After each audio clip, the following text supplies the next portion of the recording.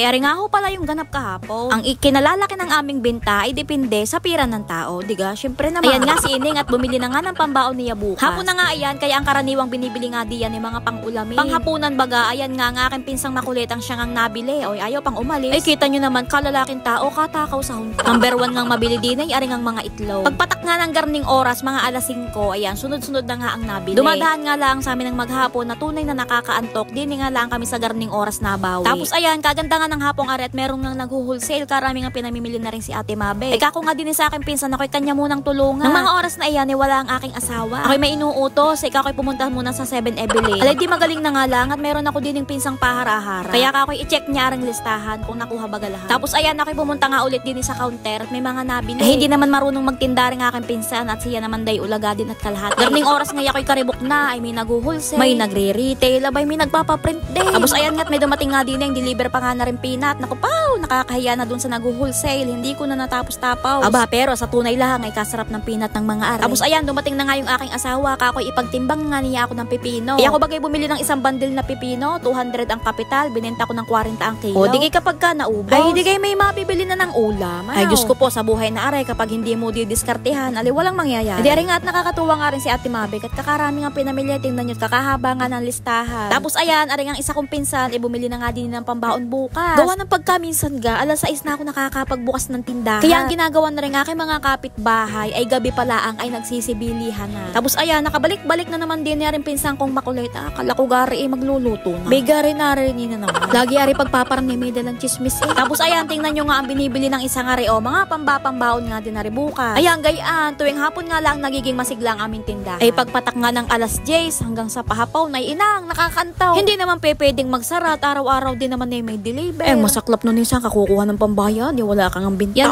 yung aking pipinaw ay saglit na saglit lang. Ang maipost ko nga sa Facebook ay dadalawang oras ay ubaw. Papaano nga na may kamura? Syempre mamurahan mo at nang mabilis ngang nauubaw. Tapos ayan, tingnan nyo ang binili na rin taga kabilang sitio. Ay puro malalaki. Ay pag mga taga dini nga asahan mo, hindi mabibili ang garne. Hindi, joke lang, nabibili naman. Kaya lay madala. Tapos ayan, may nagpa-print nga diyan. Ay waray ko'y inip si kuya. Ay pasensya ka na kuya, nagsabay-sabay ang nabili. Ay sa ikaw na may sikal kung kailang hapon. Hindi, joke lang. Tapos share ko lang kaninang tanghali. Ako medyo napangisi din. May pumuntang lalaki, binigyan ako na rin Mama Mary. At lahat daw ng tindahan ay binibigyan daw na rin, libre lang naman daw. Ay di akin tinanggap at libre tsaka daw pang pasiwerte. Ay inang, maya-maya pa may ibinigay na notebook, pakisulat daw ng pangalan at kung magkano daw ang i-donate ko. Ay di ako'y nagbigay ng 70. Ay ako'y medyo napaisip, ako'y parang binili ko rin na rin. Pero okay lang ha, at Mama Mary naman, kaya lay kakarami ko ng gala. Alahoy, ako'y napangisi lang ha, baka naman ako'y inyong iba. At ako'y kagaling ng marketing strategy ni kuya. Tapos are, inulit ko at napansin ko, aring aking katabi, habang ako'y nagkukwenta, tumanong ng presyo. Ako'y hanga nga rin din sa aking asawa, katagal-tagal nang nagtitinda. Hindi pa rin makabisado ang mga presyo. Ay ayun at ayun lang, di naman ang itinatanong.